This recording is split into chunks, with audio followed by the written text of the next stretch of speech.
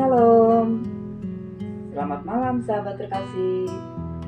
Malam ini kita berhenti sejenak dari kesibukan, dari pikiran yang mungkin penuh kekhawatiran, dan dari segala suara dunia, untuk mendengarkan satu suara yang tidak pernah berubah, suara kasih Tuhan. Kita akan merenungkan Mazmur 130, Mazmur yang mungkin tidak panjang, tapi begitu dalam, karena ditulis dari tempat yang paling gelap dan berakhir dengan terang. Mazmur 130 ayat 1. Dari jurang yang dalam aku berseru kepadamu, ya Tuhan. Kalimat pertama ini begitu jujur. Bukan dari tempat tinggi, bukan dari kemenangan, tapi dari jurang terdalam. Siapapun kita malam ini, jika kita sedang berada di bawah, sedang lelah, kosong, kecewa, atau merasa tak layak, Mazmur ini adalah untuk kita. Sahabat terkasih, dalam kehidupan rohani, terkadang kita terlalu sibuk berusaha kelihatan baik. Kita tersenyum, berkata puji Tuhan, padahal dalam hati remuk. Tapi Mazmur ini mengajarkan, Tuhan tidak minta topeng. Dia mau hati yang jujur. Dia mendengar bahkan ketika kita tidak bisa berkata apapun. Tuhan, dengarkanlah suaraku. Ayat 2. Seruan ini bisa berarti cerita, bisa juga hanya bisikan, tapi Tuhan mendengarnya. Ayat 3 mengatakan, jika engkau mengingat-ingat kesalahan-kesalahan, siapa yang dapat tahan?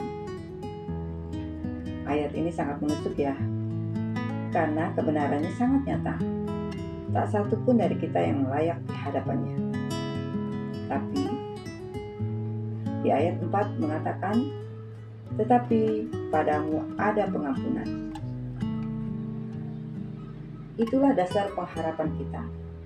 Bukan karena kita baik, tapi karena Tuhan begitu baik. Bukan karena kita sempurna, tapi karena kasih-Nya sempurna.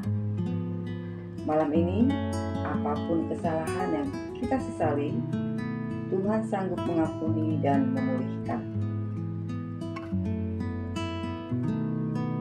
Sahabat terkasih, di ayat 5-6 menjelaskan, aku menanti-nantikan Tuhan, seperti penjaga menanti pagi. Ini bagian favorit banyak orang, karena di sini kita diingatkan, penantian tidak sia-sia. Menanti dalam iman bukan berarti diam tak berbuat apa-apa, tapi terus berharap walau belum melihat hasilnya. Seperti penjaga malam yang tahu pagi pasti datang. Kalau malam ini kita sedang menanti kesembuhan, pemulihan keluarga, jawaban doa, pintu pekerjaan, atau yang lain, Tuhan tidak tuli. Dia mendengar dan waktunya selalu tepat. Di ayat 7 dikatakan, sebab pada Tuhan ada kasih setia, dan Ia banyak mengadakan pembebasan. Bukan kasih yang biasa, tapi kasih setia. Artinya konsisten, tidak berubah, tidak terpengaruh oleh keadaan kita. Dan Ia banyak mengadakan pembebasan. Bukan satu kali, bukan hanya untuk orang-orang kudus tertentu. Tuhan sanggup membebaskan siapapun yang datang kepadanya. Sahabat terkasih, mari kita berdoa bersama. Bapa Surgawi, malam ini kami datang bukan sebagai orang sempurna, tetapi sebagai orang yang rindu dipulihkan oleh kasih-Mu. Kami pernah jatuh, pernah gagal, tapi kami berseru dari kedalaman hati kami, Tuhan, tolonglah kami.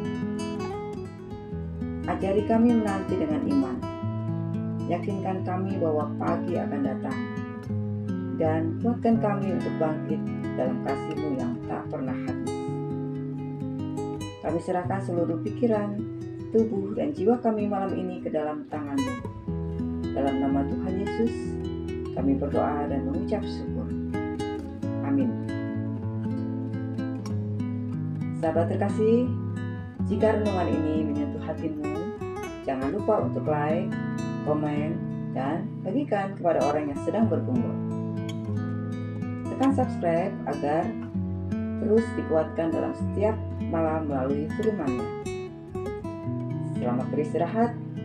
Tuhan Yesus memberkati.